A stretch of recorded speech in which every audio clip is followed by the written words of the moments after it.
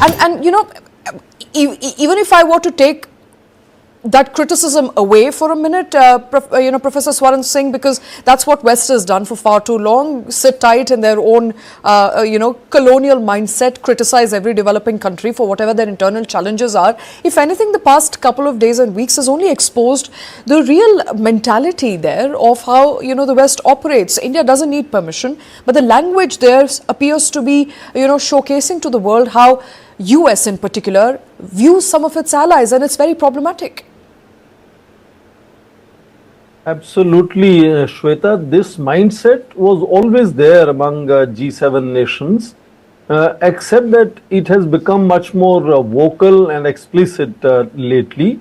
And I think partly that could be triggered, that anxiety could be triggered partly by this enormous rise of India emerging as fourth largest economy, going to be third largest economy. That narrative creates certain amount of discomfiture among industrialized nations, and President Trump has of course a unique distinction of being unorthodox in his language, and so are people in his team in that sense. For India, what is significant is we cannot control what they are going to say. We can definitely control what we will do and what India is doing and saying. And in that sense, India has sustained a certain amount of, let's say, restraint, and that has in turn ensured that the language of Trump and his team vis-a-vis India, especially vis-a-vis Prime Minister, is absolutely not the language that they often use with their own allies. For example, recent example of how Mark Carney was, explaining how his conversation went with Donald Trump. But definitely India is going to buy Russian oil. We have been under that kind of pressure for 4 years plus now, and India has off and on made some gestures to say that we are listening to you, but India depends on Russian oil enormously, and India's foreign minister has repeatedly explained that India imports enormous amount of oil, and we will be guided by our national interest, and wherever we get cost effective sourcing, we will take those offers. And Russia, of course, also is a traditional very close friend of India in that sense. So India responds by doing rather than saying, and to some extent most other nations are also likewise doing, and that has seen the enormous reciprocity that India is receiving via vis-a-vis European Union or several other nations who are redesigning their own trade relations, investment relations over a period of time.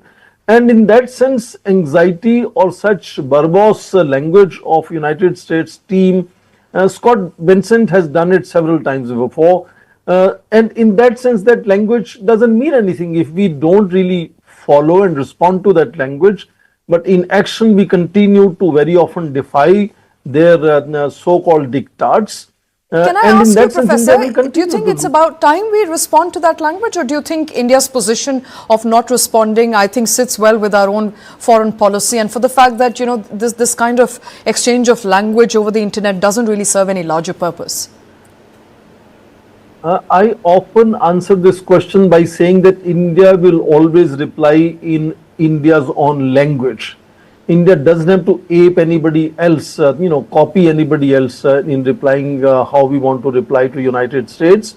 And India's effort to not confront but continuously do things that are good for India, in that sense including defying some of those diktats, has delivered results so far. And over a period of time, for instance, India did not condemn Russia. That was enormous point of anger in United States and European nations.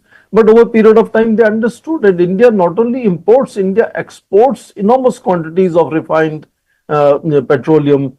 And in that sense, some of these countries depend on India and buy India's refined petroleum products.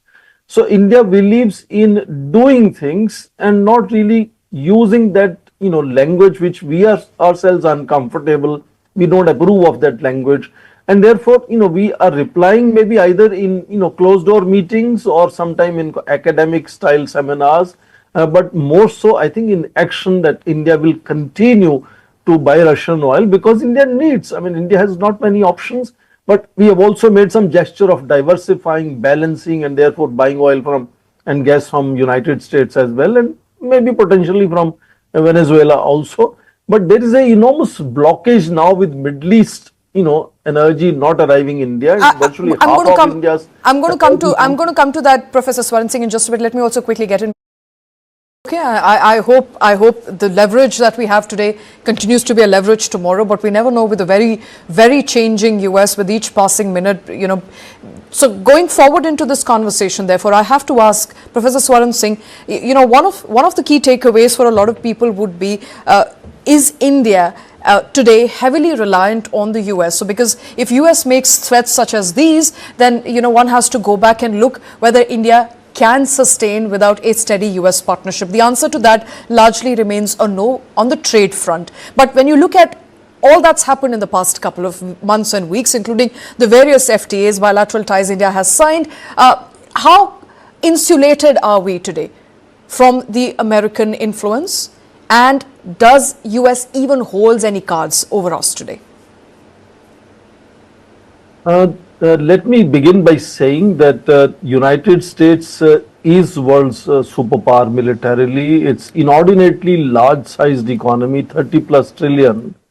So it does wield influence around the world. There is no doubt. Whether India is dealing with United States, or for that matter, any other country is dealing with United States. Second, in terms of our dependence on United States, yes, United States is the largest destination for India's exports, and indeed, I would dare say also high value partner with, I think, relatively better margins for India's exporters. And of course, I often also say that friendship with the United States brings a lot of indirect advantages in terms of at least 2 dozen or 3 dozen other nations also feeling inclined to become friendly with India. That's how conventionally relationship nations build with the United States. So there's no doubt United States has leverages vis-a-vis India, but India to some extent would also have leverages. It's not one-sided relationship in that sense.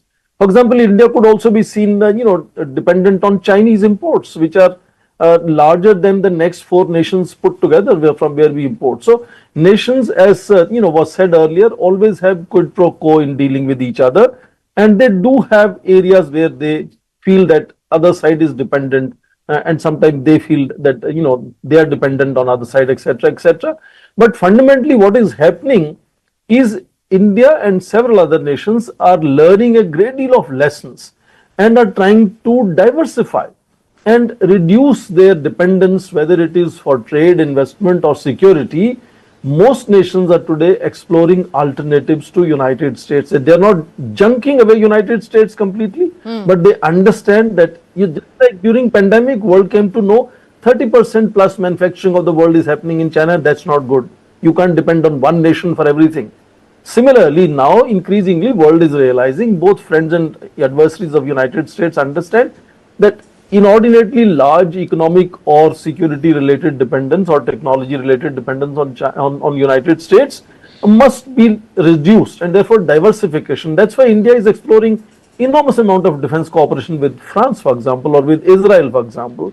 Similarly, FTA is being signed with one after another countries: Australia, New Zealand, UAE, UK, European Union, one after another.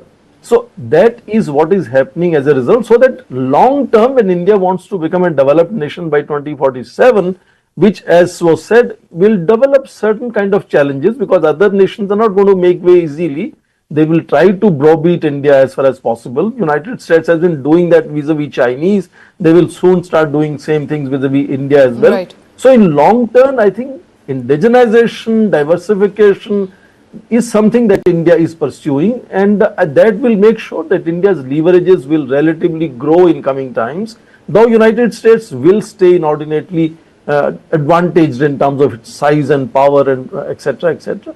But whether they are putting that to first use is not very clearly visible here, because all international arrangements, conventions, organizations, everything that was undergirding American leadership for last 80 years, President Trump is really negating those values and sort of ways of doing things. Putting all of these drifting. Absolutely, and putting all of these institutions to test